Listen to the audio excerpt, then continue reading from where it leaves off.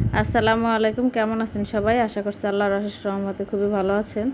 আজ হাজির হয়ে গেলাম এই তালের পিঠাটা নিয়ে। এটা উপর থেকে দারুণ মুচমুচে এবং ভিতরটা নরম তুলতুলে, একদম কেকের মতো। তো প্লিজ ভিডিওটি না টেনে শেষ পর্যন্ত দেখবেন এবং চ্যানেলে নতুন হলে অবশ্যই আমার চ্যানেলটি সাবস্ক্রাইব করবেন।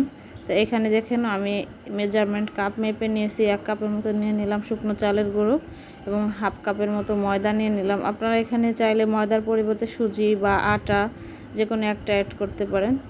যে ময়দাটাই দিতে হবে এমন কোনো কথা নাই। এটা আমি চেলে নিলাম উপকরণগুলো। তো এখন আমি স্বাদ মতো একটুখানি লবণ অ্যাড করে দিলাম, দিয়ে দিলাম তালের রস ছোট একটা বাটিতে করে এবং চিনি অ্যাড করে দিলাম। আপনারা তালে কতটা মিষ্টি সেই পরিমাণে চিনিটা অ্যাড করে দিবেন বুঝে, এবং নারকেল কোড়া দিয়ে দিলাম মেজারমেন্ট কাপের 1 কাপের মতো। আপনারা যদি নারকেল পছন্দ না করেন সেই ক্ষেত্রে দিবেন না, তবে তালের পিঠাতে নারকেল অ্যাড করলে বেশি মজাদার হয় খেতে। এবং দেখুন মিশ্রণটা মাখানো হয়ে গেছে।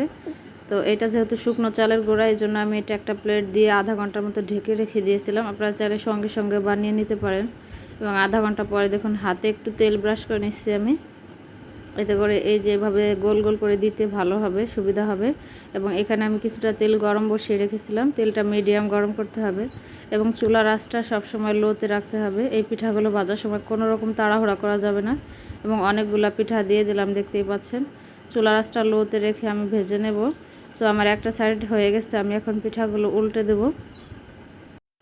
তো পিঠাগুলো আমি উল্টে দিচ্ছি দেখুন, এবং দেখে বুঝতে পারতেছেন যে চুলার আঁচটা একদম লোতে দেওয়া আছে। এই পিঠাগুলো একদমই চুলার আঁচটা বাড়িয়ে তাড়াহুড়া করে ভাজতে যাবেন না, এতে করে উপরটা হয়ে যাবে বাট ভিতরটা কাঁচা থেকে যাবে, খেতে একদমই বাজে লাগবে। তো দেখুন আমি চুলার আঁচটা একদম লোতে রেখে ধৈর্য ধরে একটু সময় নিয়ে ভেজে তুলে নিচ্ছি। আপনারা আপনাদের পছন্দের কালার করে ভেজে তুলে নেবেন। তো মাশাআল্লাহ দেখুন এটা একদম উপর থেকে দারুণ মুচমুচে হয়েছে এবং ভিতর থেকে একদম কেকের মতো খেতে লাগবে। তো আমি আপনাদের সাথে একটা পিঠা ভেঙে শেয়ার করছি।